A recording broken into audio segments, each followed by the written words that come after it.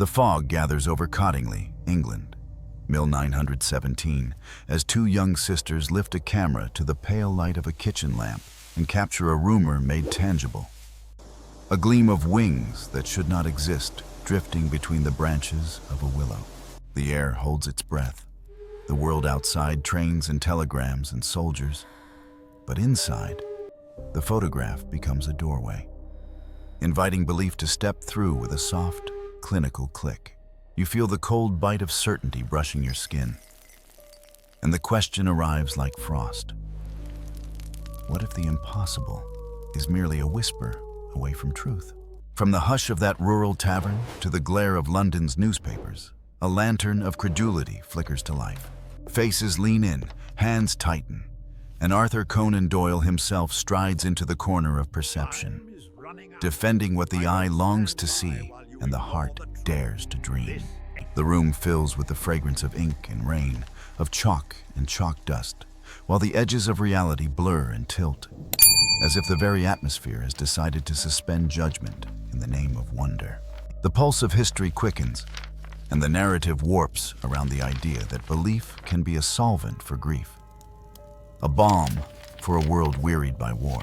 Ultimately, this is a doorway not merely to a photograph, but to a century waking to the fragility of certainty. A century learning to live with the ache of longing and the lure of mystery. The tale threads through the aftershocks of a great war, through the hunger for solace and spectacle, through a culture hungry for signs that something larger than daily life might still touch the skin of the ordinary.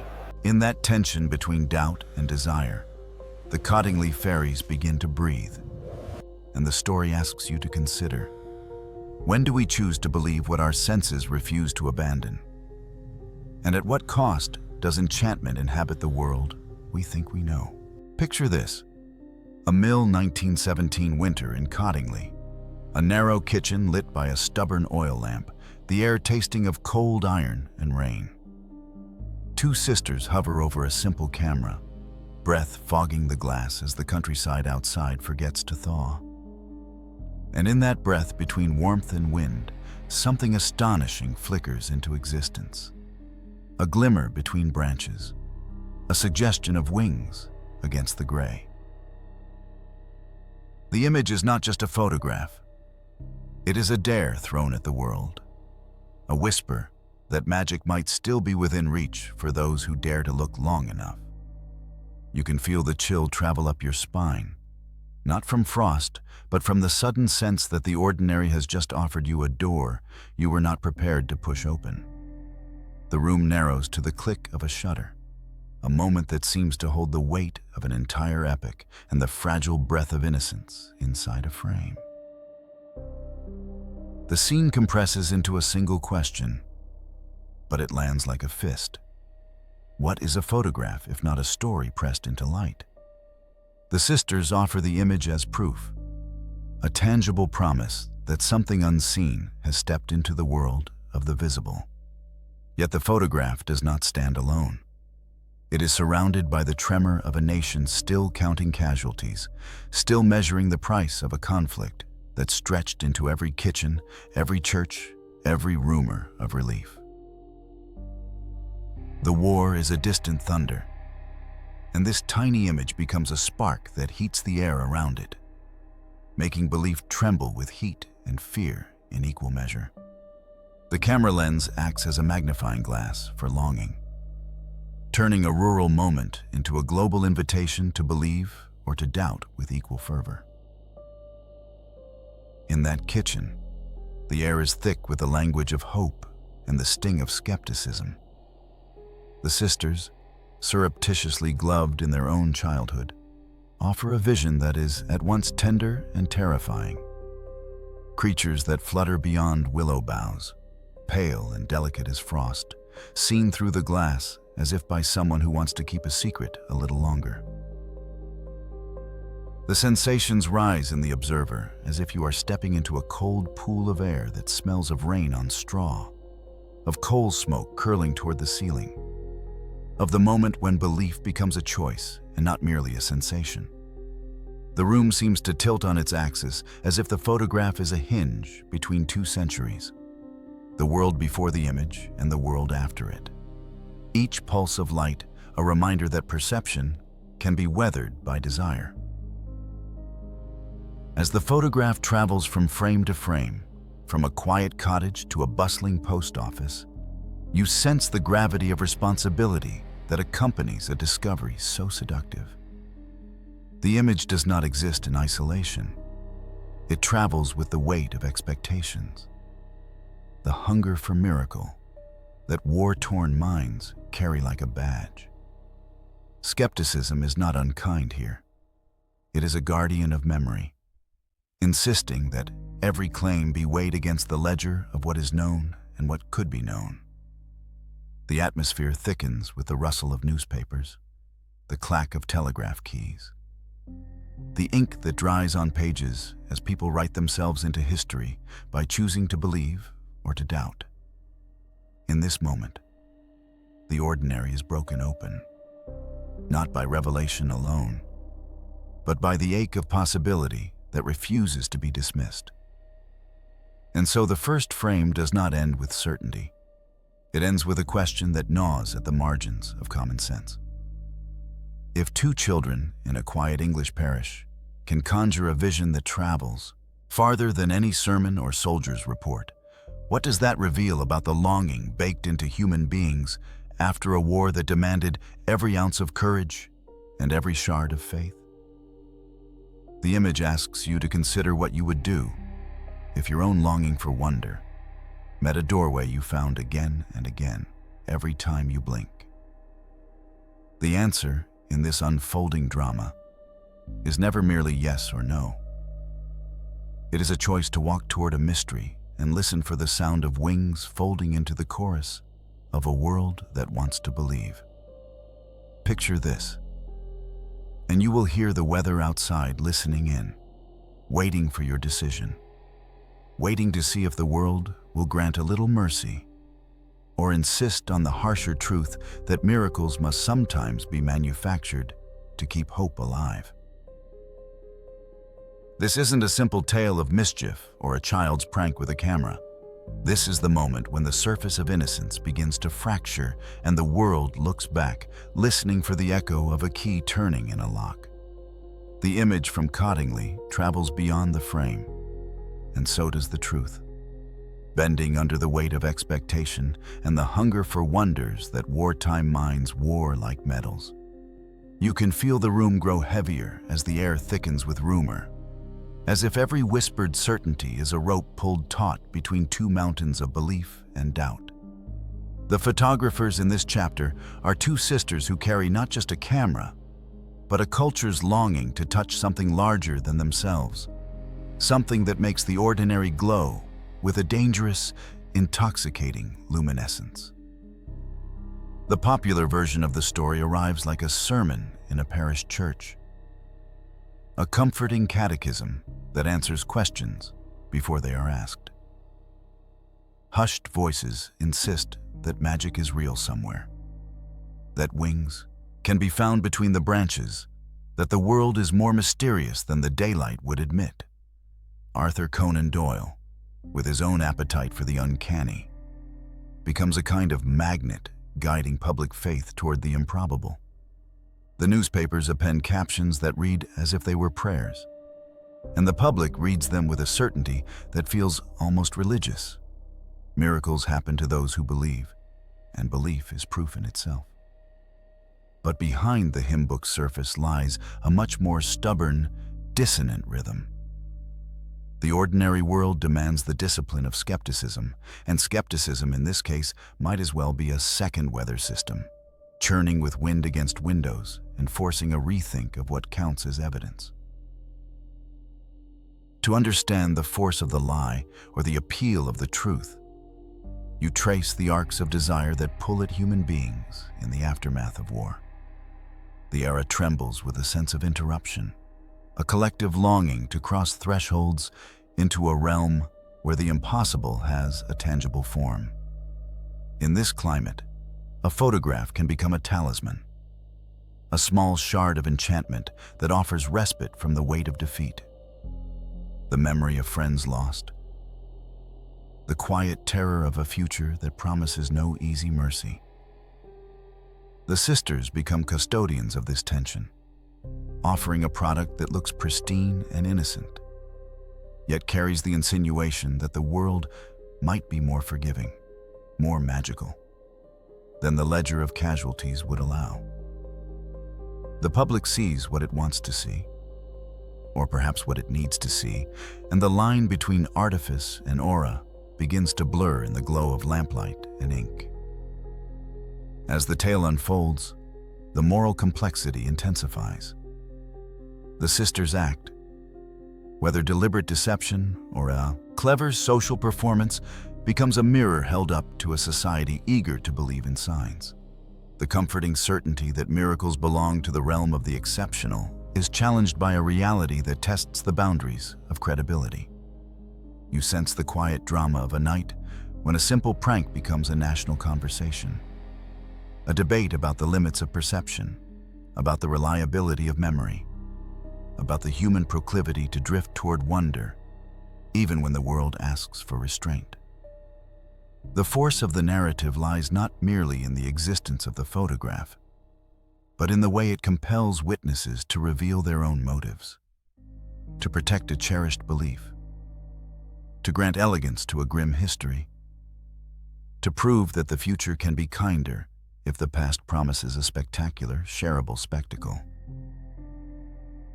And then there is Doyle, a larger figure cast in the mantle of a storyteller who believes that fiction is a legitimate extension of truth, that the imagination can be a valid instrument for moral inquiry.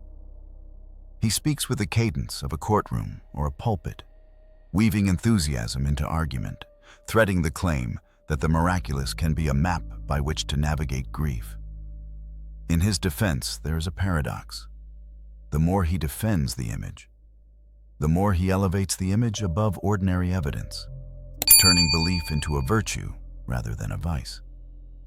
The tension between his conviction and the countervailing skepticism of learned men creates a crucible in which the public imagination is tested.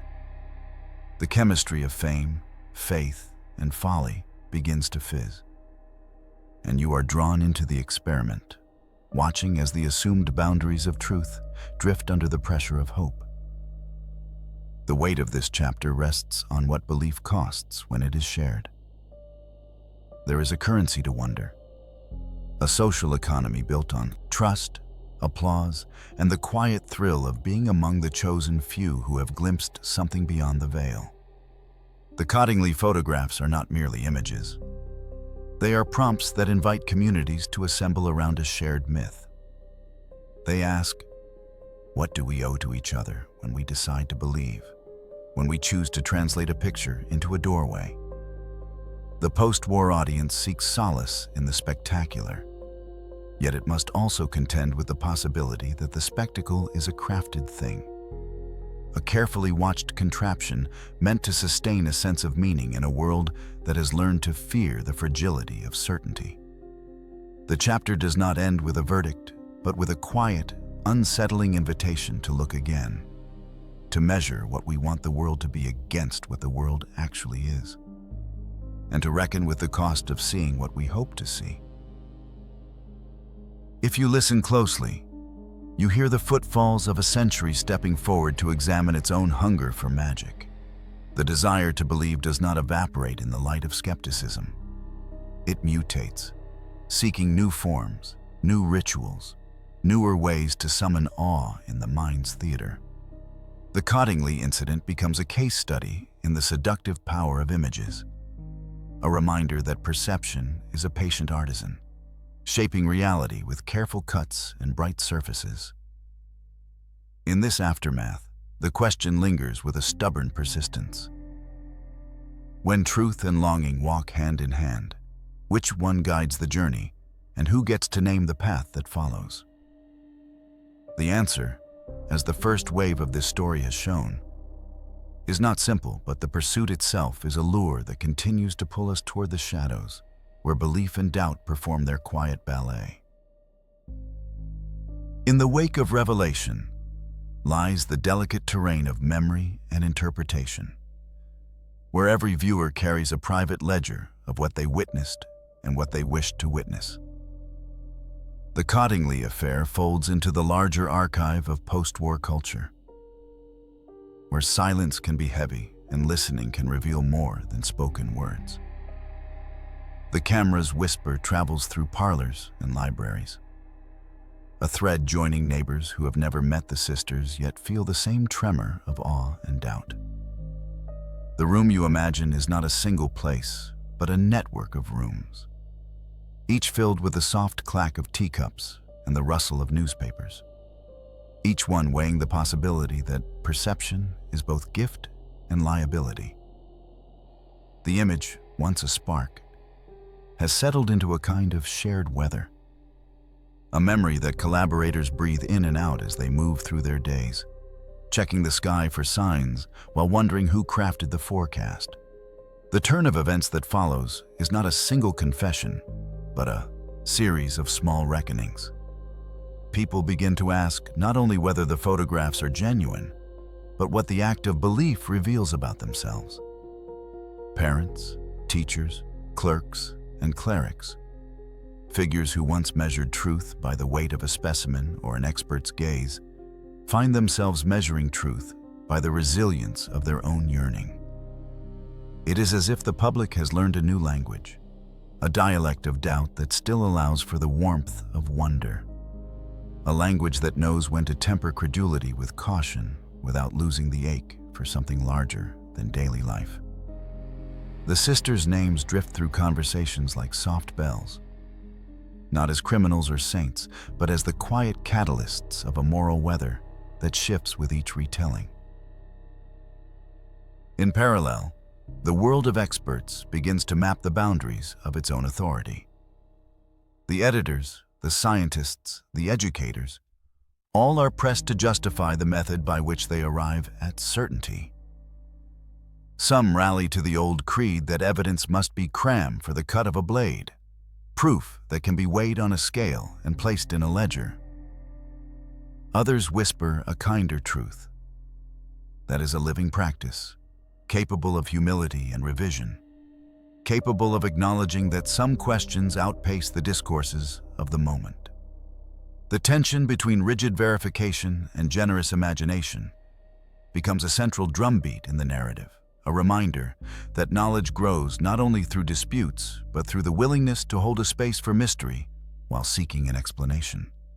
The audience learns to read not as a verdict, but as a ritual of conversation, where every utterance may tilt the balance between belief and disbelief. As the chapters unfold, the emotional logic of the tale shifts from scandal to reflection. The photographs become artifacts that prompt communal rituals, conversations in candlelit kitchens, debates in drawing rooms, lectures in town halls, where people gather to negotiate what counts as truth when truth is fragile and porous. The moral curiosity leaves behind a trail of questions about responsibility. For the creators of images, for the guardians of memory, for the spectators who become co-authors of meaning. If the war taught a generation to distrust easy certainties, this chapter suggests that distrust itself can be a form of care, a disciplined attention to the ways in which desire shapes perception. The documentary impulse is not to condemn or condone, but to illuminate the human condition. Our capacity to imagine light even when the night seems to close in, our ingenuity in turning fragments into stories that help us endure. The final cadence of this chapter lands with a sense of quiet humility. It acknowledges that belief is not a simple act, but an ongoing conversation between what is and what could be. It honors the power of images to connect strangers across miles and years, to bind communities in shared astonishment, and to remind us that wonder, when tempered with conscience, can be a bridge rather than a breach. The Cottingley moment thus becomes less a verdict and more a doorway into the ethics of looking. How long we hold a gaze, what we choose to name, and how we carry forward the memory of a time when the world seemed both smaller and larger at once. When a single photograph could map the contours of hope across a landscape scarred by war and loss. In that listening, the chapter closes not with certainty, but with an invitation to continue listening, to keep the doors of imagination ajar, and to let the echoes of belief reveal the enduring, intimate texture of human wonder. The chapter opens with a stillness that feels almost ceremonial, as if a town hall and a drawing room have synchronized their clocks to mark a turning point. In this quiet, the Cottingley incident ceases to be a mere curiosity and begins to function as a lens for memory, a way to study how societies imprint answers onto the skin of a culture. The camera's invention, the public appetite for spectacle, and the stubborn persistence of wonder gather in the same room, as if a chorus has decided to sing a different note, one that resonates with humility rather than triumph. You can sense the weight of a long memory, the patient grooves of years that have learned to carry both belief and doubt without collapsing under the load. The narrative shifts toward a broader panorama, how a single photograph could ripple outward, bending conversations in countless kitchens, schools, churches, and public squares. This is not a conclusion about truth, so much as a meditation on the consequence of truth being made social. Communities assemble around the image with the comfortable confidence of shared ritual, then disperse with the unsettled humility of those who have witnessed something that defies easy categorization. The episode becomes a case study in collective memory, showing how memory negotiates between what happened and what is remembered, between the moment of impact and the long echo that follows. The sisters, now adults in the memory of a nation, reappear as archetypes of a larger human tendency to clutch at beauty even when the world insists on gravity, to seek light in a landscape that has learned to fear the dark. The essay turns toward the ethical terrain that the affair helped to illuminate. If belief can be a balm, it can also become a burden when shared without care. The public's hunger for magic, the media's appetite for a headline, and the scholarly impulse to certify or debunk create a theater where responsibility is always in rehearsal. The tale invites readers to reflect on the ways in which images travel, how they are framed for audiences, and how the apparatus of modern life, printing presses, telegraphs, radios, and the burgeoning motion picture industry, magnifies both wonder and doubt. In this sense, the Cottingley moment offers a mirror for a century learning to negotiate the space between interpretation and truth.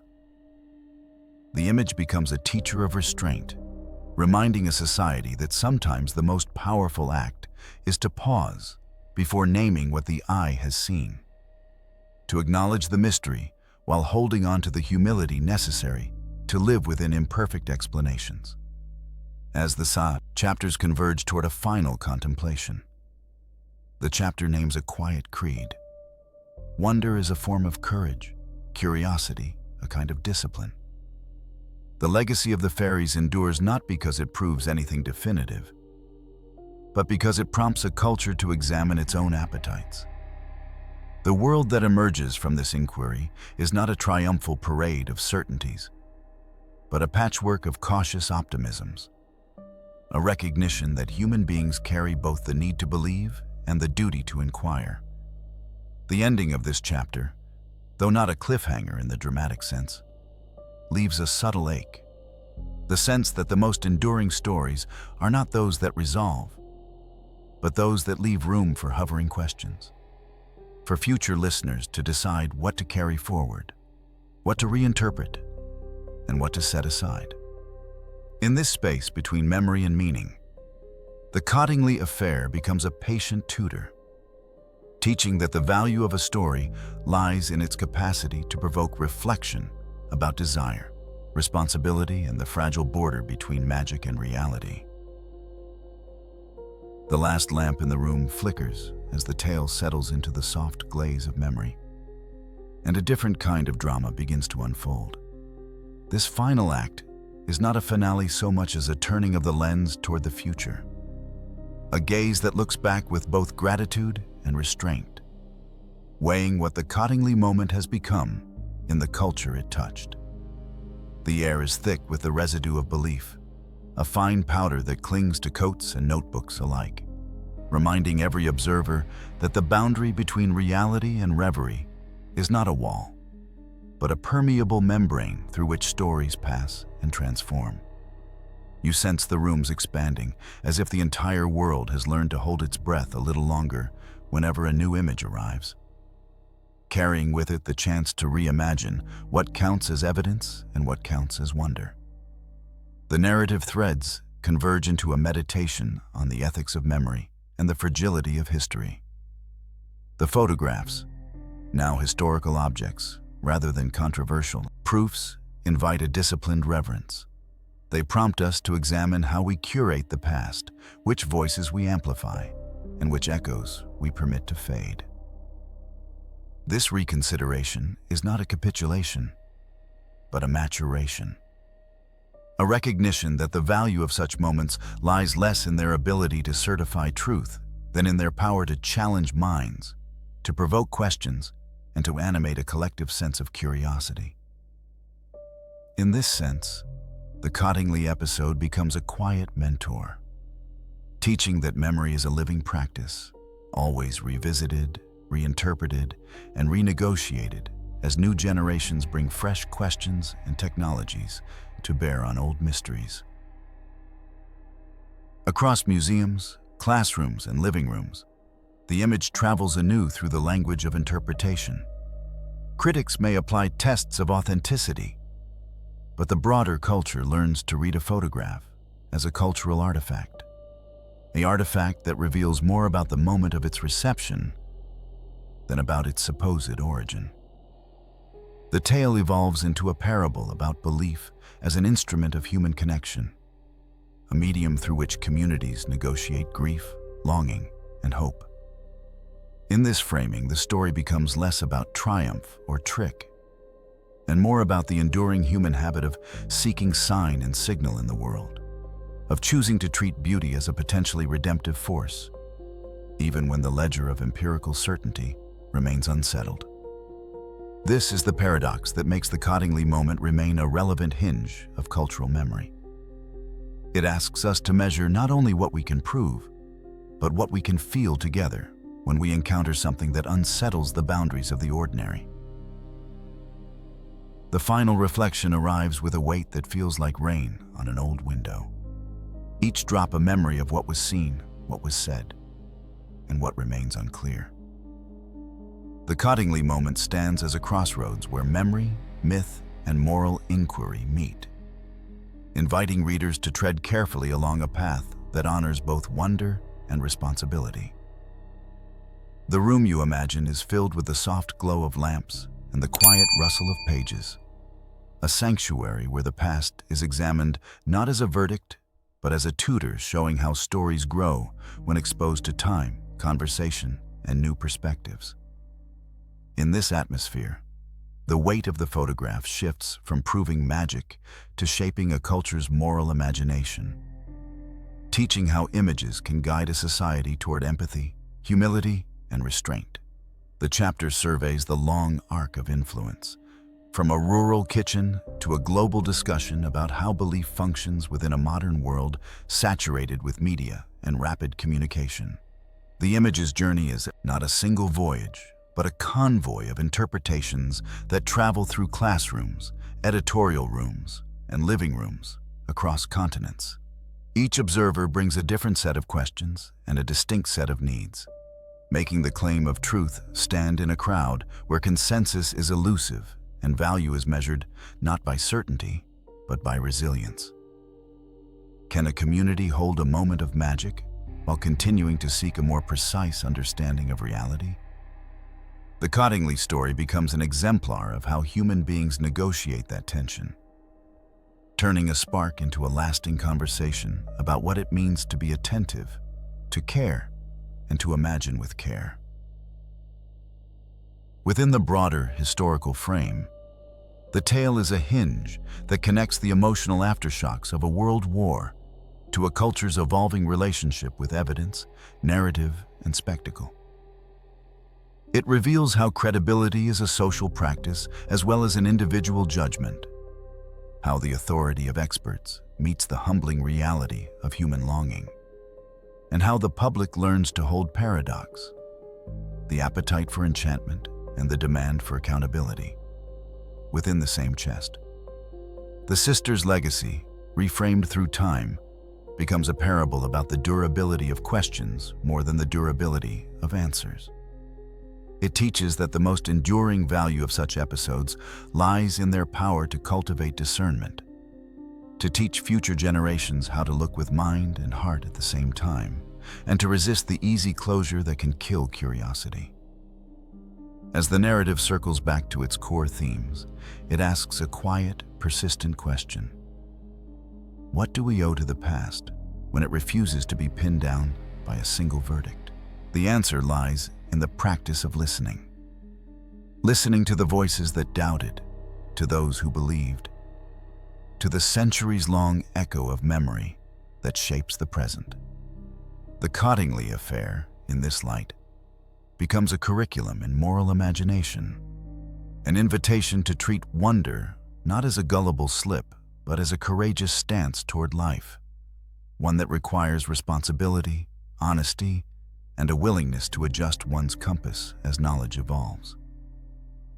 The concluding image is not of triumph or scandal, but of a circle closing gently around a shared human experience, the longing to see something larger than ourselves, the humility to admit when we may not have the full map, and the resolve to carry forward with curiosity even as we acknowledge the limits of certainty. In this closing moment, the audience is reminded that the real magic lies in the ongoing capacity to listen, reflect, and choose wisely how to engage with mysteries that illuminate the human heart as much as the world it inhabits.